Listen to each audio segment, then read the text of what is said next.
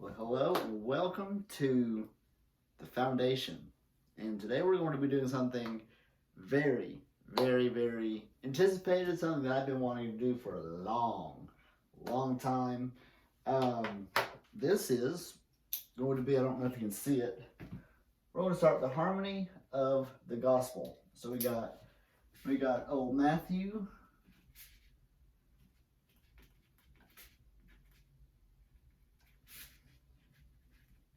Mark. Let me get this. Mark, Luke, and John. What we're going to do is, I don't even see that right there, but we're going to get study the Gospels or the New Testament in chronological order. It's going to be a very interesting and good study. Alongside with all of that, let's get right into it. So, let me move this over here real quick. Little history for you. About 6,000 years ago, God created a perfect world. No blemishes, no nothing. It's perfect. Garden of Eden conditions. People lived to be 900 plus. Pretty cool. If you get this chart right here, this is the longevity chart from Adam to Joseph. Adam, for example, lived to be 930. Seth, his son, lived to be 912, and so on. So back then, the people lived to be over 900. So about 4,400 years ago, there was a flood in the days of Noah. If you want a good salvation verse, the Lord shut Noah up into the ark. And in the King James Version, it's pretty cool. God tells Noah, come into the ark. All the other Bible versions say, go into the ark. No, it's either here or there. Stay tuned on Tuesday nights for more from that. So, Matthew, Mark, Luke, and John. Noah, about 4,400 years ago, there was a flood. And we're going to get into a whole bunch of this on Tuesday nights eventually. It's just, it's so good. Then after Noah, they started repopulating the earth. We have Abraham, Moses, David, Daniel, finally Jesus. So here we are today. Now, okay, I hear people all the time saying, the world is so we're so near to the end. It's almost time for Jesus to come back. And I would agree, but I don't think it's going to be coming like this year or next year. I think, people kind of hang their hat on a big picture. This is the big picture. This is what is going to come to pass. That's a story for another day. But you got Moses, David, Daniel, got the kings and judges before the kings. We're going to be focusing on the story and the life of Jesus.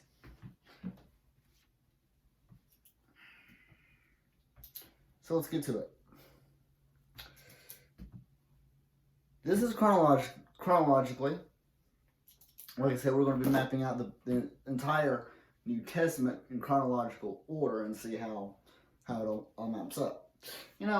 It's interesting for David Tillison that you can come up with the Bible and read it, study it, For example, let me get, I don't think I have that one. That will do just fine.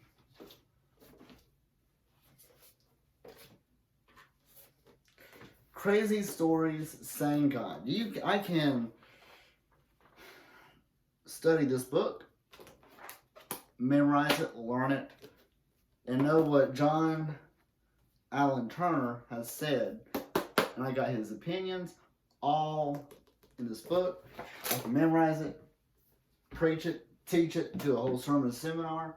I can do this verse by J.D. Greer. Stop asking Jesus into your heart. That's a good thing. A good book to read and study for more on salvation. You know, how can you know that you're saved? But anyway, I can read this book, study this book, make notes, understand it, and I will be 100% right on this book. It's interesting. The Bible is not that way.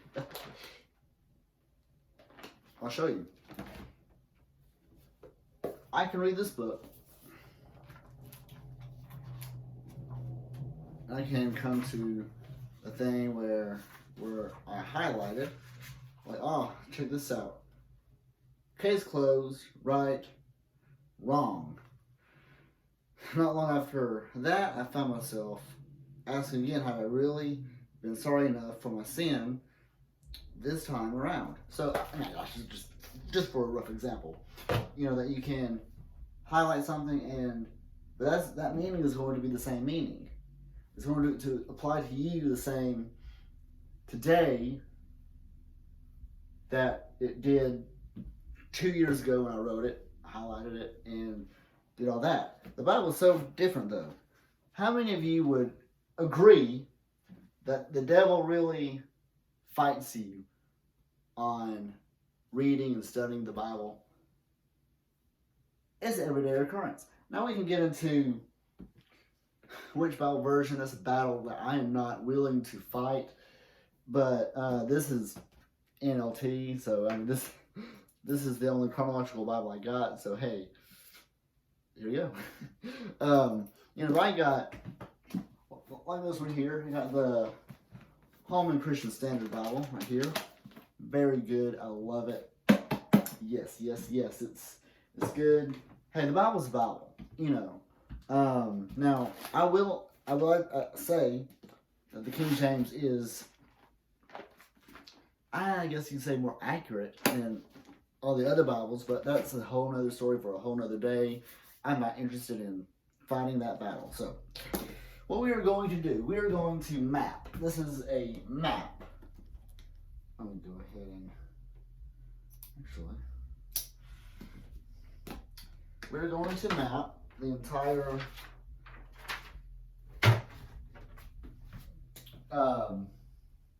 the entire Gospels. We're going to start off with Matthew, Mark, Luke, and John. So as we go through all of this, we're going to be answering some questions that I have, that you might have. Please, if you have any questions on this, hey, and if there's a question referring to, like, if I'm like in Matthew 8, if you have a question about the first video in this series, ask away and I'll do whatever I can to answer. So let's get right into it. Long introduction. Sorry. Jesus is the eternal Son of God, and yet he chose to be born as a human. Could you imagine playing hide and seek with Jesus?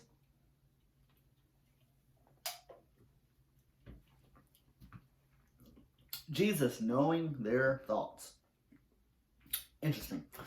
So the nation of Israel had been waiting for centuries for the Messiah, but when he arrived as an infant, the very few recognized him as Jesus. this is, okay, so Mark chapter 1, verse 1. Let's go. Matthew 1:1. This is the good news about Jesus, the Messiah, the Son of God. Well, you got, I'll just get this one. In a lot of Bible versions, they say this is the beginning. Holman Christian Standard says, verse 1, the beginning of the gospel of Jesus Christ, the Son of God. So this is the beginning of Christ's gospel. Let me get this. Get this kind of handy so I can get it. So this is the beginning of the good news, the gospel of Jesus Christ. Man, I love it. So we're going to go to Luke chapter 1 through 4. Now this is chronological, so it's not going to be in complete order. So we're going to be doing this whole thing in mapping it out in chronological order. So Luke 1, verse 1. Many people have set out to write accounts about the events that have been fulfilled among us. They used the eyewitness reports circulating among us from the early disciples, Matthew, Mark, Luke, John, and so on, having carefully investigated everything from the beginning. There you go, you see, from the beginning of the gospel of Christ. And I'll show you here in a minute about where the Bible kind of fits into all this, all the prophecy of Jesus, and all. It's really, really cool, really, really neat. I also, this is Luke talking, have decided to write a careful account for you among the most honorable Theophilus, so you can be certain of the truth of everything you were taught. Wow. Let's kind of delve into that real quick. So you got Luke 1 verse 4 says, so you can be certain for the truth of everything that you were taught. So, let's say if you have sinned, and some people will condemn you and damn you to hell because you've done this big bad thing, and okay, just calm down, relax. It might be a very bad thing, but we are here, right here. Let's check the date. The 17th of April, 2:13, and we're saying God is mad at us. But guess what? God is not mad at you. God will discipline you if you're His children. It's almost like if you're taught one way, fear, you're going to hell because you're not a Christian. Well, that's true, but if you say that, you're going to scare this person away from Christ. So, you might be asking, well, what on earth is so important about the Bible? Here's the story. So, if you get this,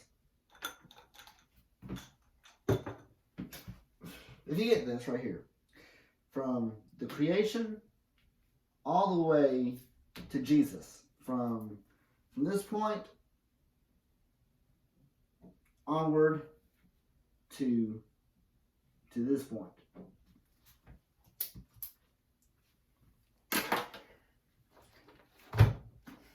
This isn't this Bible, this is a prophecy Bible. This isn't this Bible teaching me this, okay? It might be in there, I don't know. But here's the thing. From the creation all the way to here, Old Testament, New Testament, time of the Gentiles, everything is pointing, the Old Testament is pointing towards Jesus. I used to say this, the New Testament pointing back to Jesus. Wow. So, and that is still, I mean, me saying that, it is still powerful, but watch this. How about this? From the creation to the Old Testament, from the creation to Jesus, it goes straight towards Jesus. And after the New Testament, after Jesus fulfilled every prophecy, boom, he goes up, ascends up in the clouds. Everything is prophesying to the very end. That's what I believe right now. So, everything that you have been taught. John 1:1. In the beginning was the Word.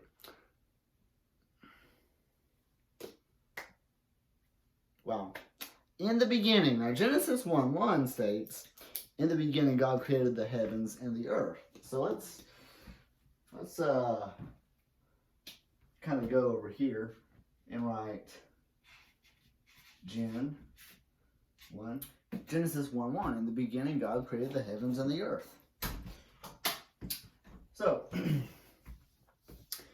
the beginning was a Word, already existed. So Jesus already existed. So let's actually write that down right here.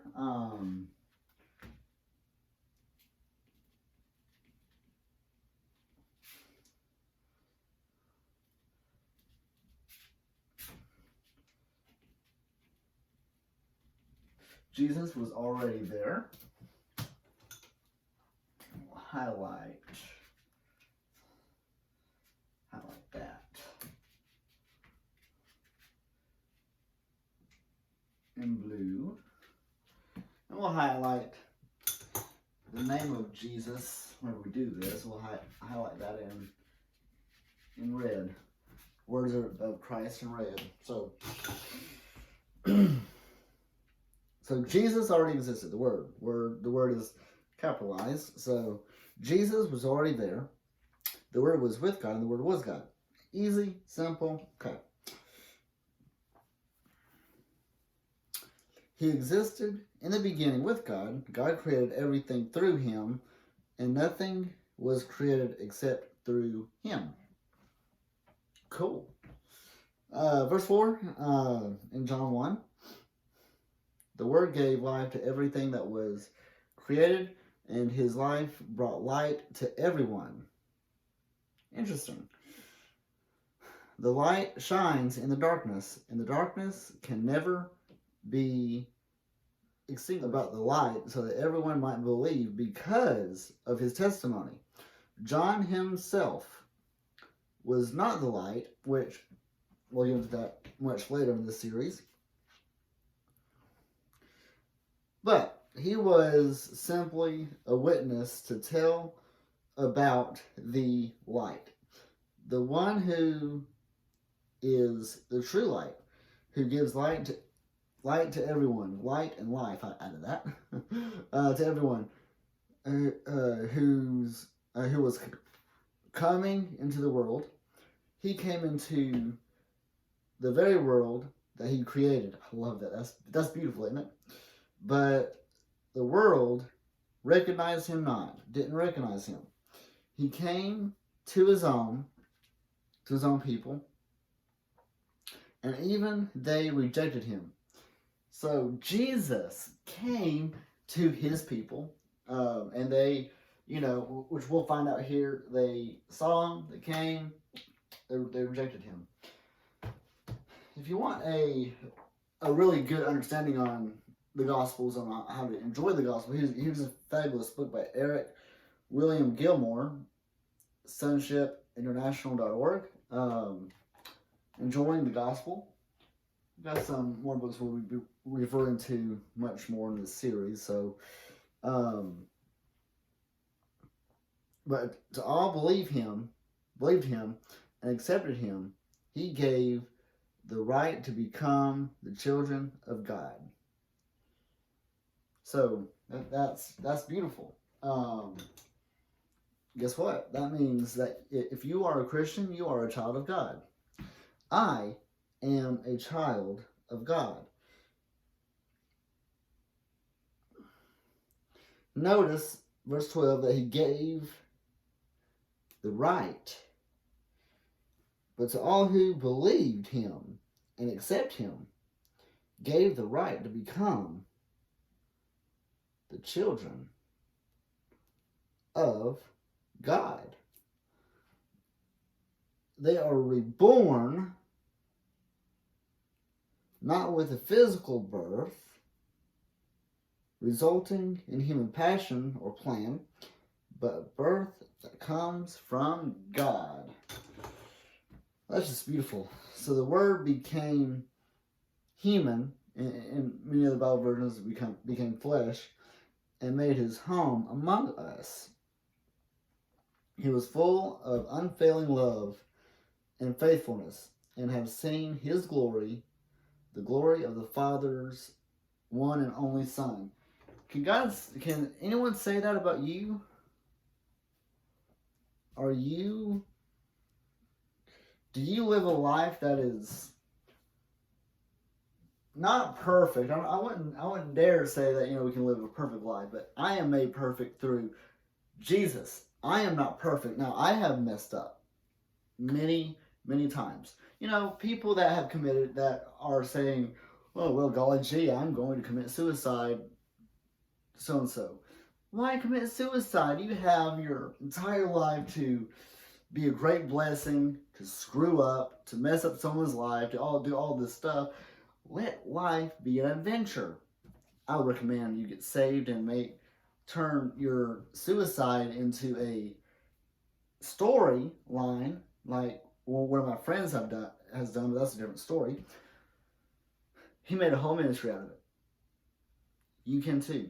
If God has delivered you from anything, he is calling you to help someone in the same area. Cool. So the Word became human. I love that. I love this translation, okay? And he made his home among us and was full of unfailing love and faithfulness.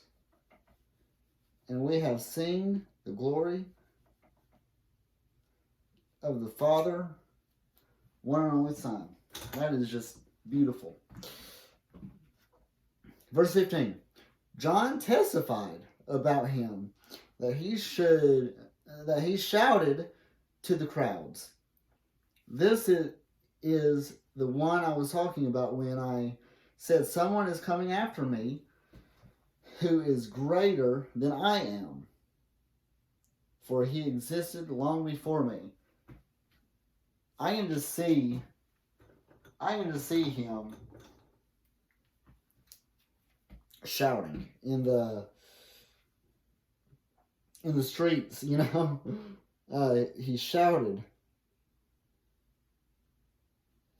shouted to the crowds. Actually, I'm going to write that. This is John's account, so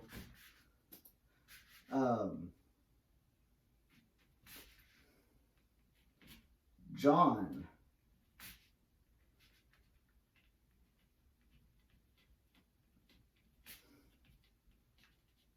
to the crowds. John shouts to the crowds.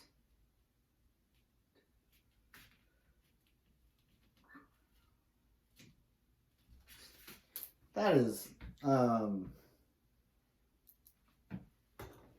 interesting visual. People didn't believe him then. It's kind of like us, right? Kind of like us today. They don't believe us now. So,